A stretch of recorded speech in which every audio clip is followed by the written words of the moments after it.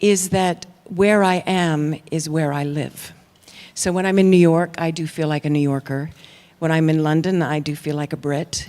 And when I'm in Canada, I'm a Canuck. Some stars become famous thanks to a single role. But there are also those who spend decades building their careers before the world finally recognizes who they are. Kim Cattrall belongs to the second group. When global audiences got to know her as Samantha Jones in Sex and the City, many thought it was the moment a new face suddenly appeared and conquered Hollywood. But the truth is quite different. Behind the image of that confident, glamorous, and sharp woman lies a journey spanning decades, beginning far from the spotlight. Kim Cattrall was born on August 21, 1956, in Liverpool, England. But just a few months after her birth, she and her family left their homeland to start a new life in Canada. Her father was a construction engineer, and her mother was an office secretary. They were not from an artistic family or had any connection to the entertainment industry. However, from a young age, Kim showed a special love for performing. She studied ballet, piano, and took acting classes. While other children were exploring their childhood interests, Kim had already begun to envision a future on stage. At age 11, her family returned to England for a short time. This period changed her life forever. Kim had the opportunity to experience the professional arts environment in London and participate in acting competitions. Although too young to pursue formal training, the experience left a deep impression. For the first time in her life, she understood that acting was not just a hobby, but could become a real career. After returning to Canada and completing high school, Kim made a bold decision.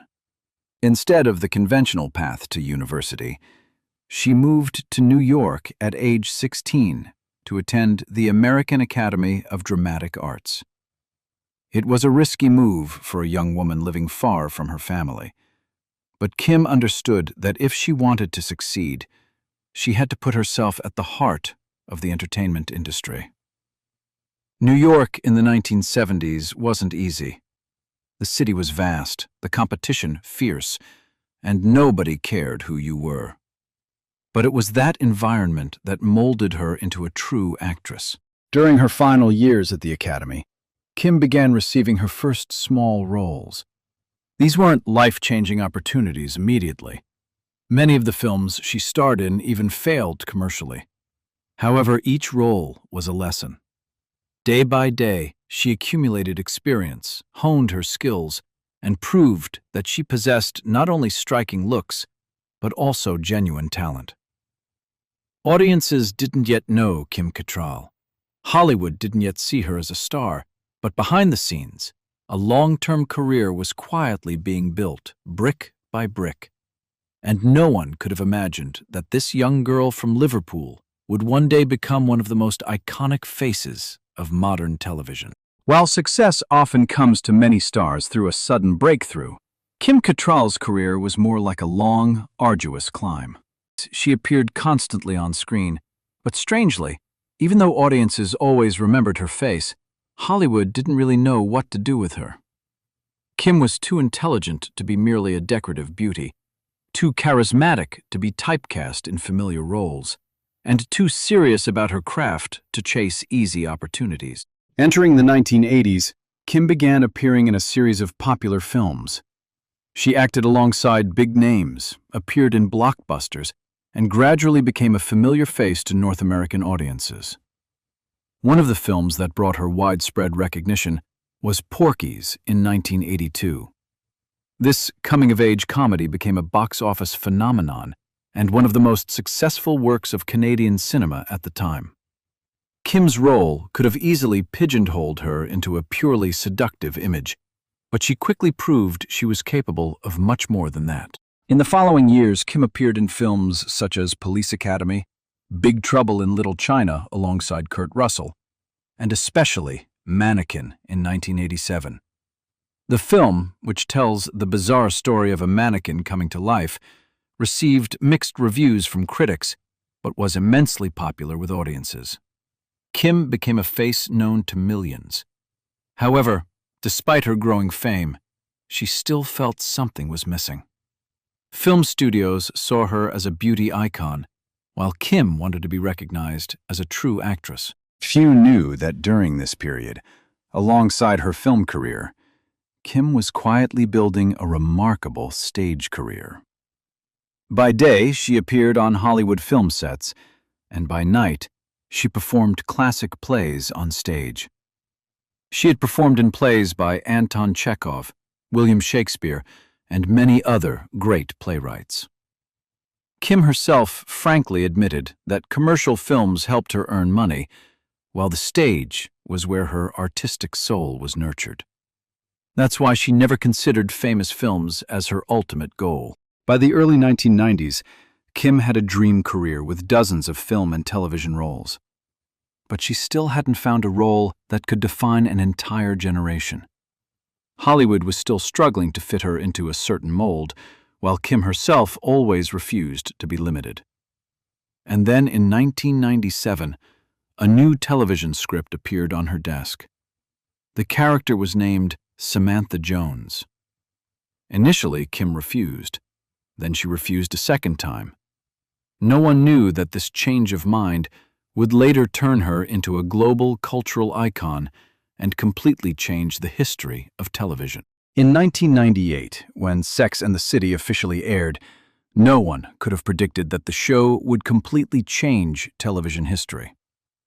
In an era where most programs revolved around men or familiar female archetypes, the show offered something entirely new. 4 mature, independent women who weren't afraid to talk about the most private aspects of their lives. But among those 4 characters, Samantha Jones quickly became the one that viewers couldn't take their eyes off. Interestingly, Kim Cattrall initially didn't want the role. After more than 20 years in the profession, she had built an image as a serious stage actress and was constantly seeking roles with depth. Samantha, on the surface, seemed like just a bold, party-loving woman who wasn't afraid to talk about sex. Kim feared this role would make the public forget everything she had worked so hard to build before. But after reading the script carefully, she realized Samantha was not a simple character. Behind her confident exterior lies a strong, independent woman who refuses to let society dictate how she should live. That's what made Kim change her mind. From the very first season, Samantha Jones became a phenomenon. In an era where women over 40 were often considered past their prime on screen, Samantha emerged as a challenge. She didn't apologize for her age, wasn't ashamed of her choices, and didn't need male validation to feel valuable. Kim brought humor, intelligence, and emotional depth to the character, making Samantha the soul of the show. Success followed success. Sex and the City ran for 6 seasons, won numerous awards, and became a global cultural phenomenon. Kim received many Emmy and Golden Globe nominations, and ultimately won Best Supporting Actress. But it was precisely during this period of greatest success that cracks began to appear behind the scenes.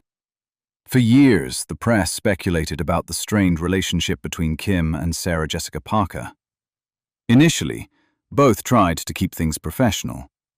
However, over time, differences in position, power, and career perspectives became increasingly apparent. Kim repeatedly emphasized that they were colleagues, never close friends. These statements surprised the public because on screen they seemed like an inseparable team. After the series ended, Kim returned with 2 Sex and the City films, achieving immense success. But when a 3rd film was proposed, she made a decision that shocked Hollywood. Kim said no. Not for money, as many speculated, but because she felt that chapter in her life had closed. This decision led to years of controversy and ultimately transformed the simmering conflict into a public confrontation. Samantha Jones propelled Kim Cattrall to stardom, but that very role also became the focus of one of the most talked about behind-the-scenes stories in modern television history. For many actors, stepping away from their most famous role is often the beginning of obscurity. But for Kim Cattrall, it was the start of a completely different chapter. While the public was still debating her disagreements with former colleagues, Kim seemed unconcerned about explaining herself to anyone. After decades in the spotlight, she began to focus on something her busy schedule had never allowed her to do before: living for herself. The years after Sex and the City weren't always easy. Behind the strong image audiences saw lay profound losses. Her father died after a long battle with Alzheimer's disease. Before that grief could even subside, in 2018, the family suffered another shock when her younger brother Christopher passed away. It was one of the most difficult periods of Kim's life. Unlike many celebrities who often distance themselves from the public when facing tragedy, she chose to speak about her pain honestly. Kim admitted that there were times when she wondered if she could have done anything differently to change the outcome. But over time, she learned to accept that there are things beyond anyone's control. However, it was during what seemed like the darkest period that something unexpected happened. In 2016, Kim met Russell Thomas, a BBC employee much younger than her. Initially, it was just simple conversations, but gradually the relationship developed into true love. Kim once said that if she hadn't experienced such painful losses, she probably would never have met Russell. After many years of a discreet relationship, they built a peaceful life together, away from the noise that often follows celebrities. Meanwhile, Kim's career continued in its own way. She chose projects she loved instead of chasing fame. New series, quality television roles, and even a brief appearance with Samantha Jones after years were all entirely her own choice. There's no longer the pressure to prove she's a star or maintain a certain image. Kim only takes on jobs that truly interest her. Today, Kim Cattrall divides her time between England, Canada, and the United States. She reads, goes for walks, participates in community activities, and enjoys life at her own pace. Interestingly, her story isn't about a star disappearing from Hollywood. In fact, Kim never disappeared. It's just that after years of conforming to others' expectations, she finally chose to live life the way she wanted. Samantha Jones once taught audiences that women don't need to ask permission to live the way they want. And perhaps the most beautiful thing is that in real life, Kim Cattrall finally did the same. It wasn't a retreat from the spotlight.